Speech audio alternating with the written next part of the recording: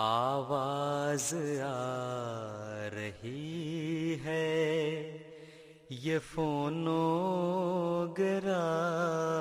से, आवाज आ रही है ये फोनोग्राफ से। ढूंढो खुदा को दिल से ना लाफो गज़ाफ से। ढूंढो खुदा को दिल से ना लाफो गज़ाफ से। जब तक अमल नहीं है दिले पाको सा। Assalamualaikum warahmatullahi wabarakatuh kepada tuan-tuan dan puan-puan yang setia menonton MTA. Walau di mana pun tuan-tuan dan puan-puan berada, semoga anda semua berada dalam keadaan sihat walafiat insya-Allah. Baiklah, bersama saya Salman Ahmad dalam sebuah program iaitu Taklim Tarbiyat Online. Jadi pada hari ini kita akan membincangkan tentang satu topik iaitu Dajjal, di mana Dajjal ini adalah satu fitnah yang sangat dahsyat yang berlaku pada akhir zaman, di mana Nabi Muhammad SAW juga ada memberi pesanan kepada kita semua supaya berjaga-jaga dengan fitnah ini. Jadi pada hari ini kita menjemput mumbalik-mumbalik kita iaitu Tuan Ainul Yakin Muhammad Zain dan juga Tuan Salahuddin Syed Ali yang akan membantu kita untuk mengupas tentang topik Dajjal ini. Baiklah tuan, saya terus ke soalan pertama tuan. Jadi apa yang dimaksudkan dengan Dajjal bagi fahaman ahli sunnah wal jamaah? Silakan tuan.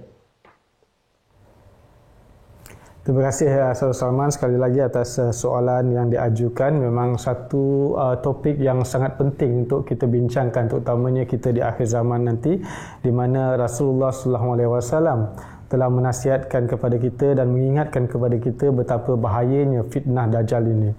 Dan memang berkenaan dengan Dajjal ni bermacam-macam penerangan yang disampaikan oleh para ulama-ulama pada pandai Islam yang menerangkan, menggambarkan berkenaan dengan Dajjal ini. Dan sangat disayangkan bahawa mereka menggambarkan seolah-olah Dajjal itu nanti adalah merupakan satu makhluk yang sangat perkasa, sangat kuat, sangat mempunyai kekuatan yang tugasnya nanti adalah untuk menghancurkan umat Islam. Dan kedatangannya nanti di akhir zaman nanti. Dan yang sangat mengherankan lagi, menurut mereka nanti makhluk ini adalah diciptakan sendiri oleh Allah Ta'ala. Dan kalau inilah caranya, kalau inilah gambaran yang mereka sampaikan kepada dunia, terutamanya kepada orang-orang Islam, na'udzubillah, ini bertentangan dengan sifat yang Ar-Rahman, Ar-Rahim Allah Ta'ala. Bahawa Allah Ta'ala itu merupakan wujud yang pengasih dan penyayang. Apakah mungkin Allah Ta'ala itu menciptakan satu makhluk yang tujuannya, keberadaannya adalah untuk menghancurkan umat Islam sendiri? Na'udzubillah. Jadi ini satu, pada saya ini satu pemahaman yang salah daripada hadis-hadis Nabi SAW, bertentangan dengan hadis-hadis Nabi SAW dan bertentangan dengan ajaran suci Al-Quran sendiri. Nah, sekarang ini bagaimana caranya kita nak mengenal Dajjal itu? Apa sebenarnya yang disampaikan oleh Rasulullah SAW berkenaan dengan Dajjal ini?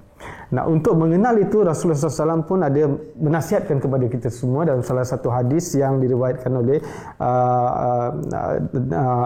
Ahmad bin Hanbal dan Abu Daud. Dalam hadis Abu Daud, di mana Rasulullah SAW bersabda bahawa kalau kamu ingin terselamat daripada Dajjal ini dia punya ringkasan daripada hadis itu tadi, bahawa kalau kamu ingin terselamat daripada fitnah Dajjal ini, maka kamu bacalah 10 ayat pertama surah Al-Kahfi dan 10 ayat terakhir surah Kahfi. Maka kamu akan dapat menyelamatkan diri kamu daripada fitnah Dajjal ini. Dan bila kita merujuk kepada ayat Quran yang disabdakan oleh Rasulullah SAW itu, 10 ayat pertama surah Kahfi dan 10 ayat terakhir surah Kahfi, di situ kita dapat mengenal siapa itu Dajjal sebenarnya. Kerana dalam ayat-ayat yang dimaksudkan oleh Rasulullah SAW itu dalam ayat itu menggambarkan bahawa ada satu golongan manusia nanti yang mempercayai bahawa Tuhan itu mempunyai anak.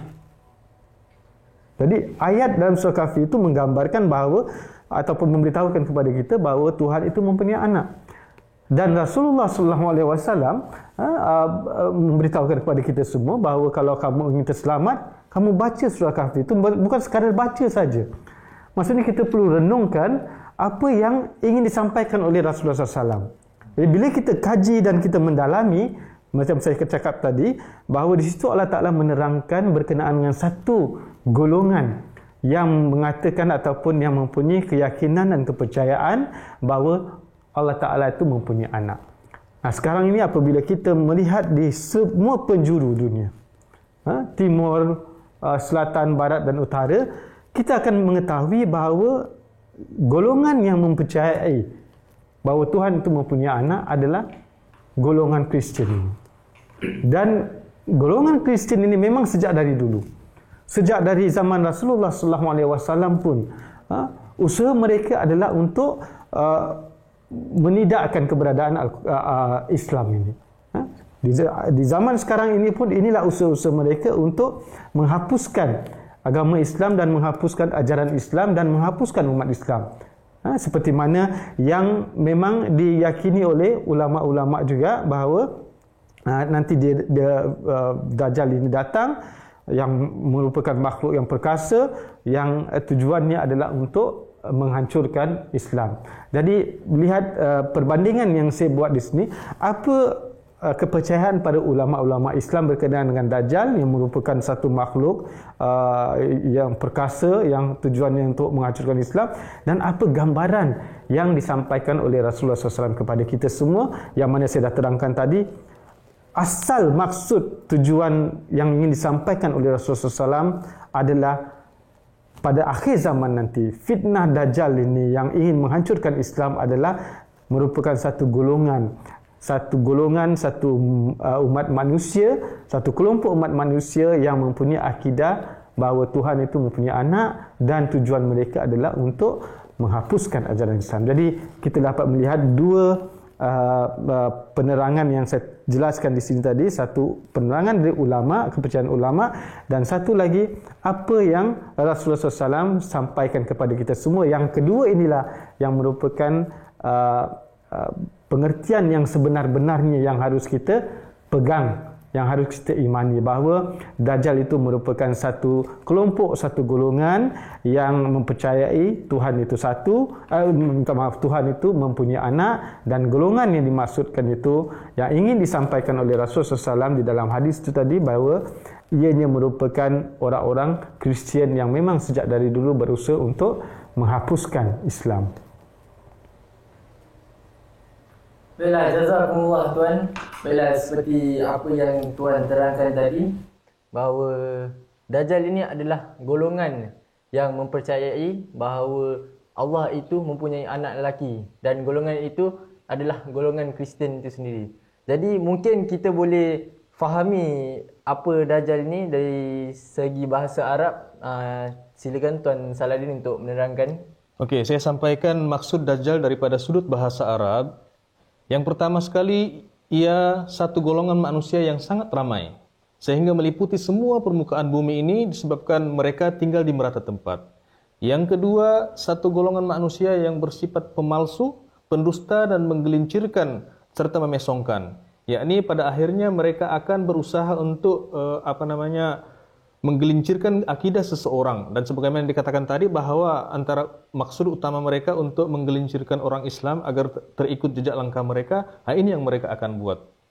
Dan yang ketiga, mereka ini orang yang sangat kaya raya, dan kita tahu bahawa siapa bangsa ataupun golongan yang kaya raya di muka bumi ini selain daripada bangsa orang-orang barat. Yang seterusnya, mereka ini pengembara dan musafir, dan kita tahu bahawa mereka ini suka mengembara, suka menjelajah ke seluruh dunia untuk menyampaikan agenda mereka, dan juga pada masa yang sama untuk mengaut keuntungan di merata tempat di dunia. Kemudian yang kelima, mereka menyeliputi atau membungkus. Ini adalah salah satu sifat buruk yang mereka miliki, yaitu apa sahaja kesilapan ataupun perbuatan jahat mereka, mereka akan berusaha untuk tutupi. dengan apa cara sekalipun supaya perlakuan buruk mereka itu tidak diketahui oleh orang ramai. Kemudian yang seterusnya kelompok orang ramai yang membawa barang dagangan, dan kita tahu dari dulu mereka itu sentiasa berusaha menjelajah, mencari satu kawasan-kawasan untuk melakukan perdagangan. Itu secara ringkaslah dari segi sudut bahasa Arab apa yang dimaksud dengan istilah Dajjal itu tadi. Jadi maksudnya Dajjal itu memang dia satu kaum yang selalu ingin menggelincirkan orang. Ya, itu usaha mereka. Ya. Dan bukan hanya untuk menggelincirkan orang Islam, seingat saya semua kaum mereka ingin supaya ikut jejak langkah mereka. Mereka mau menguasai lah semuanya. Jazakumullah tuan atas penerangan tadi. Jadi bagaimana pula dengan fahaman jemaah Ahmadiyah tuan? Boleh tuan jelaskan apa itu Dajjal dari segi fahaman jemaah Ahmadiyah?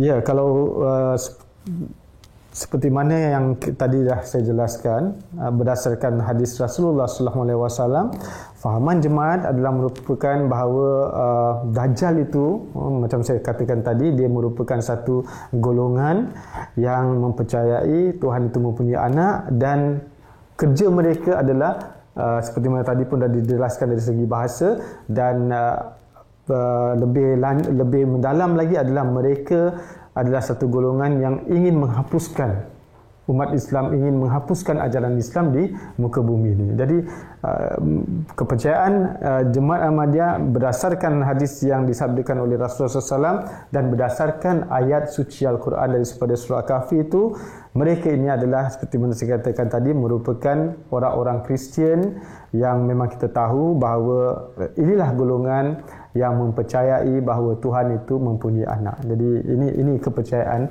ataupun akidah orang jemaat kita daripada, kalau kita melihat daripada sabda suci Rasulullah SAW dan ayat Al-Quran yang diterangkan oleh Rasulullah SAW sendiri, supaya kita mendalaminya, membacanya, pada akhirnya nanti insya-Allah kita akan terselamat daripada fitnah Dajjal itu tadi. Ya tuan, jazakumullah tuan. Jadi saya ada satu soalan lagi. Biasanya dalam hadis Rasulullah SAW ada mengatakan bahawa Dajjal ini sangat hebat, sehingga kan kehebatan itu boleh mengerjakan pekerjaan Tuhan. Apa yang saya fahami, bahawa Dajjal ini boleh menurunkan hujan dengan sendirinya, dan Dajjal ini boleh menghidupkan orang yang mati, dan Dajjal ini bermata satu. Jadi apa sebenarnya yang ingin disampaikan oleh Rasulullah SAW kepada umat Islam tu? Ya, kalau menurut apa yang Saudara Salman katakan tadi, memang nampak begitu hebatlah Dajjal itu ya, sehingga kan dia boleh melakukan kerja-kerja yang hanya Allah Ta'ala saja boleh lakukan. Jadi memang hebat kalau kita lihat daripada mata kasarnya. Jadi apa maksud sebenar kekuatan-kekuatan yang dimiliki oleh Dajjal itu tadi, yang dia boleh menurunkan hujan? Bagaimana cara ini mereka menurunkan hujan? Inilah semua teknologi yang dicipta oleh orang-orang barat yang memang mempercayai Tuhan itu mempunyai anak, itu orang-orang Kristian ini, bahawa mereka akan menciptakan satu alat, di mana alat itu nanti, dengan menggunakan alat itu nanti mereka akan membuat mencipta hujan boleh turun. Kalau kita lihat di Malaysia saja, ketika Malaysia dilanda kemarau, ataupun di tempat-tempat lain, di negara-negara lainnya, ketika kemarau melanda, pernah tak Saudara Salman dan Tuan sendiri membaca bahawa ada proses pembenihan awan? Proses pembenihan awan, bagaimana mereka nak supaya air hujan itu boleh turun. Inilah teknologi yang dicipta oleh Dajjal. Dan Dajjal itu tadi, sebalik pada apa yang saya katakan tadi, siapa itu Dajjal sebenarnya? Kalau kita nak mengenal, inilah orang-orangnya, orang-orang barat yang mempercayai Tuhan itu mempunyai anak. Dan teknologi ini datang daripada mereka. Lihat ketika kemarau melanda Malaysia, orang-orang ramai merasa gelisah, resah, air tak ada, air hujan tak ada, tanah tandus, kering, tanaman-tanaman mati. Mereka mencari satu cara macam mana boleh turunkan hujan, air hujan. Jadi teknologi itu dicipta, dan teknologi itu dicipta oleh orang-orang yang tadi yang saya maksudkan tadi, ada orang-orang Kristian itu. Kemudian mereka boleh, Dajjal ni boleh menghidupkan yang mati. Lagi hebat. Kerana yang boleh menghidupkan adalah Allah Ta'ala. Tapi mereka ini pun boleh mampu mencipta satu teknologi di mana orang yang dah mati tu, mereka boleh ciptakan yang serupa dengan orang tu. Orang tu dah tak ada dah. Dengan teknologi yang mereka ada, dengan teknologi Dajjal yang mereka ada ini. Di mana mereka boleh mencipta orang, dalam istilah sains dikatakan apa tadi, klon. Mereka boleh mengklon orang. Orang dah mati dah. Dah tak ada dah orang tu. Tapi dia ambil DNA orang tu dan dia boleh cipta pula manusia yang lain, sama betul seperti orang tu.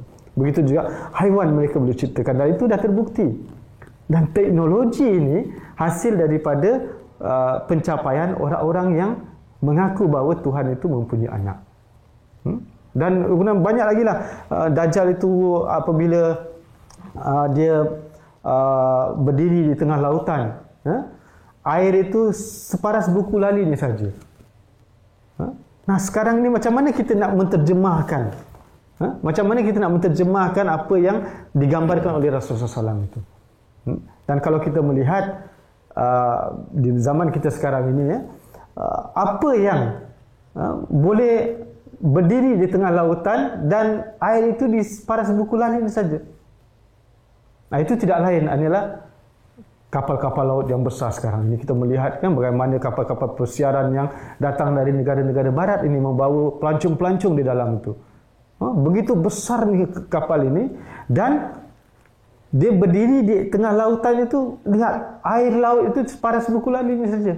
Itu gambaran yang ingin disampaikan oleh Rasulullah SAW kepada kita semua, bahawa di zaman akhir nanti, iaitu Dajjal itu begitu hebatnya mencipta alatan-alatan ini sehingga kan dia boleh menguasai dunia, seperti mana tadi dah diterangkan dari segi sudut bahasa, dan dia boleh menyampaikan dia punya perniagaannya ke seluruh dunia, nak menguasai dunia dan terutamanya menguasai umat Islam dan memesongkan akidah orang Islam daripada Islam yang sebenar dibawa oleh Rasulullah sallallahu alaihi wasallam. Jadi inilah kehebatan Dajjal, dan sebenarnya inilah pemahaman yang sepatutnya orang-orang Islam perlu faham. Selagi kita tidak faham berkenaan dengan perkara ini, kita tidak boleh mampu untuk mengalahkan Dajjal, ya tuan? Kita tak boleh mampu untuk mengalahkan Dajjal. Ya, alhamdulillah, itulah dia tuan. Banyak sangat yang tuan menceritakan tentang maksud Dajjal ni. Jadi timbul satu soalan sekarang tuan, bagaimana cara untuk kita mengalahkan Dajjal ni tuan? Persoalan untuk mengalahkan Dajjal, kalau kita perhatikan sabda Rasulullah sallallahu alaihi wasallam, Rasulullah sallallahu alaihi wasallam bersabda bahawa kalau Dajjal itu muncul pada zaman baginda sallallahu alaihi wasallam sendiri, beliau akan menghadapinya dengan dalil. Dan begitu juga kalau aku sudah tidak ada lagi di kalangan kamu, maka kamu hendaklah berbantah dengan dia. Jadi apa yang dimaksudkan dalam hadis itu, bahwa untuk menghapuskan Dajjal ini adalah dengan dalil-dalil. Dan satu yang saya nak sentuh di sini, bahwa ada orang coba mempertikaikan Dajjal ada ke tak ada, bukan satu isu yang penting pada dia. Sebab sebagaimana yang kita tahu bahawa sumber rujukan kita adalah Al-Quran. Dan kalau kita baca daripada keseluruhan Al-Quran pun, kita tidak akan jumpa perkataan Dajjal. Jadi bagaimana mungkin kita nak benarkan Dajjal ini muncul atau tidak? Tetapi sesuai dengan hadis Rasulullah SAW, dan sudah dibentangkan tadi oleh Maulana Ali Naqib, bahawa tidak semua perkara bahawa kita harus tahu dari segi perkataan itu sendiri, tetapi kita boleh mengenalnya melalui sifat.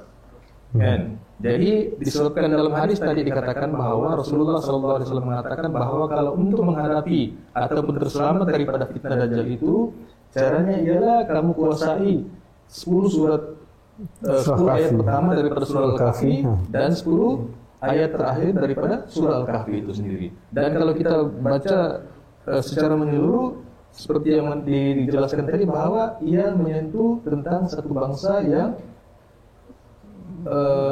mengatakan bahwa Allah Ta'ala mempunyai anak laki-laki. Oke. Kemudian pada akhir zaman Rasulullah SAW bersabda, di akhir zaman nanti tugas Nabi Isa yaitu yaksirus salib. Dan secara ringkas kita sudah tahu bahwa Dajjal ini adalah satu bangsa Kristen. Dan kenapa Rasulullah SAW timbulkan hadis itu? Karena di akhir zaman ini konsep Kristen ini akan sangat banyak sekali. Dan kita tahu daripada penjelasan yang diberikan tadi pun bahwa Kristen ini akan kemana-mana, membawa dia punya agenda sama ada melalui perniagaan, perdagangan dan sebagainya. Tapi motif utama mereka ialah untuk menggelincirkan orang Islam dengan ajaran-ajaran mereka, dengan ajaran Trinity mereka itu tadi. Itu yang kita mengelakkan. Jadi yang saya cuma nak katakan di sini bahwa untuk menghadapi Dajjal itu ialah dengan cara kita kuasai Al-Quran dan juga sabda Rasulullah SAW bagaimana untuk menghadapi mereka.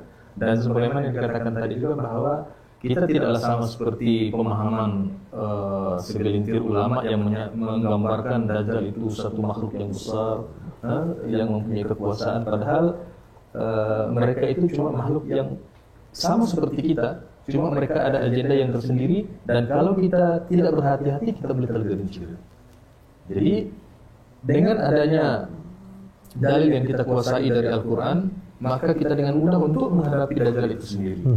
Sebagaimana sekarang ini kita bagaimana untuk menghadapi orang Kristen, itu juga kita akan gunakan untuk menghadapi Dajjal itu. Itu sahaja cara untuk menyelamatkan diri daripada fitnah Dajjal. Ya. Karena Dajjal itu sendiri adalah orang Kristen. Iya. Itu. Itu secara sepintas lalu.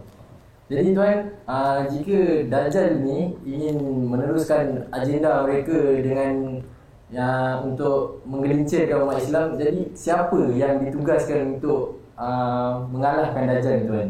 Ya, seperti mana tadi pun dah diterangkan bahawa kalau Dajjal itu ada di zaman Rasulullah SAW, maka Rasulullah SAW sendiri, beliau mengatakan aku sendiri akan menghadapinya. Tapi kalau dia datang nanti di zaman yang lain, aku pun dah tak ada dah, yang akan menghadapinya adalah Al-Masih, Al-Mahdi. Ini yang akan menghadapinya. Jadi berbalik kepada siri-siri kita yang sebelum ini, bahawa kita dah mengetahui bahawa di zaman ini, di akhir zaman ini, yang mendakwakan diri sebagai Al-Masih dan Al-Mahdi ada tidak lain itu Mirza Ghulam Ahmad alaihissalam, yang mana misi beliau telah tersebar di seluruh dunia. Dan misi utama beliau adalah untuk menegakkan ketauhidan Allah Ta'ala dan sekaligus mematahkan akidah salah orang-orang Kristian ini yang merupakan golongan Dajjal ini yang mengatakan Tuhan itu satu. Tuhan itu mempunyai anak. Jadi Al-Masih dan Al-Mahdi ini yang merupakan satu wujud, dan wujud itu adalah Hazrat Mirza Ghulam Ahmad alaihissalam yang satu-satunya sosok tubuh yang ataupun sosok wujud yang mendakwakan diri sebagai Al-Masih dan Al-Mahdi di akhir zaman nanti. Dan memang seperti mana yang dikatakan tadi oleh Tuan Saladin, bahawa untuk menghadapi Dajjal ini dengan dalil, bukan dengan senjata. Kita umat Islam tidak mampu untuk menghadapi Dajjal, kekuatan Dajjal ini dengan senjata senapang dan sebagainya, tetapi untuk mengalahkan dia. Kerana Rasulullah SAW sendiri mengatakan bahawa untuk mengalahkan Dajjal ini adalah berhadapan dengan mereka dengan dalil-dalil. Dan inilah senjata yang digunakan oleh Hazrat Mirza Ghulam Ahmad alaihissalam selaku Al-Masih dan Al-Mahdi di akhir zaman nanti untuk mengalahkan Dajjal, untuk memenangkan Islam, di mana beliau banyak menulis buku-buku yang penuh syarat dengan dalil-dalil mematahkan akidah-akidah orang Kristian ini. Dan memang banyak orang-orang Kristian yang terpaksa menerima ataupun terpaksa mengaku kalah dengan dalil-dalil yang dibentangkan oleh Hazrat Mirza Ghulam Ahmad alaihissalam yang berdasarkan Al-Quran, hadis-hadis Rasulullah SAW dan berdasarkan Bible sendiri yang merupakan kitab yang dipercayai oleh orang-orang Kristian. Bagaimana beliau mematahkan akidah-akidah mereka bahawa Tuhan itu tidak mempunyai anak, bahawa Tuhan itu bukanlah tiga dalam satu. Semua ini beliau patahkan dalil-dalil mereka dengan dalil-dalil Al-Quran dan dalil-dalil dari kitab yang dipercayai oleh mereka sendiri, itu Bible, Taurat dan Injil ini. Jadi inilah wujud yang akan mengalahkan Dajjal ini, dan senjata yang beliau gunakan adalah dalil-dalil dari Al-Quran dan hadis dan kitab-kitab ataupun buku yang dipercayai sendiri oleh orang-orang Kristian. Jadi berbalik kepada tadi, siapa itu Dajjal dan kita dah kenal, dan sekarang ini adalah tugas kita sebagai murid-murid Imam Mahdi alaihissalam, murid-murid Al-Masih yang kedatangan keduanya dikabarkan oleh Rasulullah SAW. Kita alhamdulillah dengan kurnia Allah Ta'ala, kita menyebarkan Islam dengan dalil-dalil yang memang dapat mematahkan akidah-akidah golongan Dajjal ini, orang-orang Kristian ini, yang pada akhirnya kita dapat melihat bagaimana sekarang ini Jemaat Ahmadiyah dengan kurnia Allah Subhanahu Wa Ta'ala dah tersebar di seluruh dunia. Dan yang paling mengagumkan lagi adalah dengan terbinanya rumah-rumah Allah Ta'ala, itu masjid-masjid, di mana di situlah dilaungkan ketauhidan Allah Subhanahu Wa Ta'ala. Dengan kurnia Allah Ta'ala, Jemaat Ahmadiyah terutamanya di Eropah yang merupakan pusat jantungnya Dajjal ini, di mana di situlah majoriti orang-orang yang memegang keyakinan bahawa Tuhan itu mempunyai anak, itu orang-orang Kristian ini. Di sanalah sekarang ini Jemaat Ahmadiyah dengan kurnia Allah Ta'ala membangunkan masjid-masjid dengan melaungkan ketauhidan Allah Subhanahu Wa Ta'ala.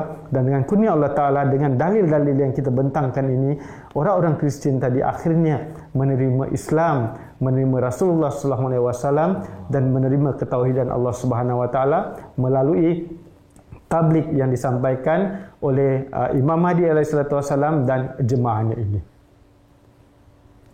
Alhamdulillah tuan. Jadi tadi kita dapat mendengar kupasan tentang apa itu Dajjal. Jadi siapa yang akan menghadapinya dan siapa yang akan mengalahkannya. Jadi boleh Tuan Saladin beri rumusan tentang Dajjal pada ini? Okey, jadi secara kesimpulan, dalam apapun urusan, untuk menghadapi sesuatu itu kita kena tahu dia punya latar belakang dan bagaimana untuk mengalahkannya, dan apa langkah yang harus kita laksanakan untuk terhindar daripada serangan-serangan mereka. Jadi alhamdulillah kita sebagai murid-murid Hazrat Masih Maud alaihissalam, kita mempunyai kesemua perkara ini. Yang pertama sekali, kita sudah tahu, kita sudah kenal siapa itu Dajjal. Yang kedua, kita sudah tahu bagaimana untuk berhadapan dengan mereka. Dan yang paling utama sekali, kita ada pegangan yang kuat, kita ada senjata yang kuat, kita ada senjata yang ampuh bagaimana untuk menghadapi mereka. Jadi kalau kita masih lagi mempunyai pandangan sama seperti yang di luar cerita, Dajjal ini makhluknya yang besar, berdiri di atas lautan, ambil hanya lautan itu hanya sekadar buku lari saja, dan ada juga penafsiran yang dibuat, dia tangkap ikan di laut dan bakar di matahari. Wow. Bagaimana gambaran mereka yang seperti itu. Tapi sebagaimana yang saya katakan tadi, alhamdulillah kita berada di dalam jemaat Hazrat Masih Maud alaihissalam. Kita sudah kenal Dajjal, kita sudah tahu bagaimana untuk menghadapinya, dan kita ada keyakinan yang kuat bahwa pada masa ini kita tidak akan terpengaruh oleh Dajjal. Tapi satu perkara yang harus kita ingat, serangan Dajjal itu sangat-sangat halus sekali.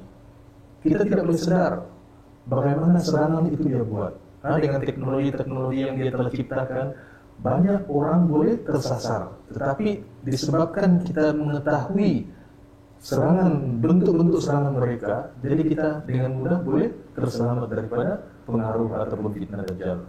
Jadi alhamdulillah, tapi bukan sudah juga satu jaminan bahwa bila kita sudah tahu bahwa bagaimana untuk menghadapi mereka, tapi kalau kita tidak berhati-hati, boleh saja kita boleh tergelincir.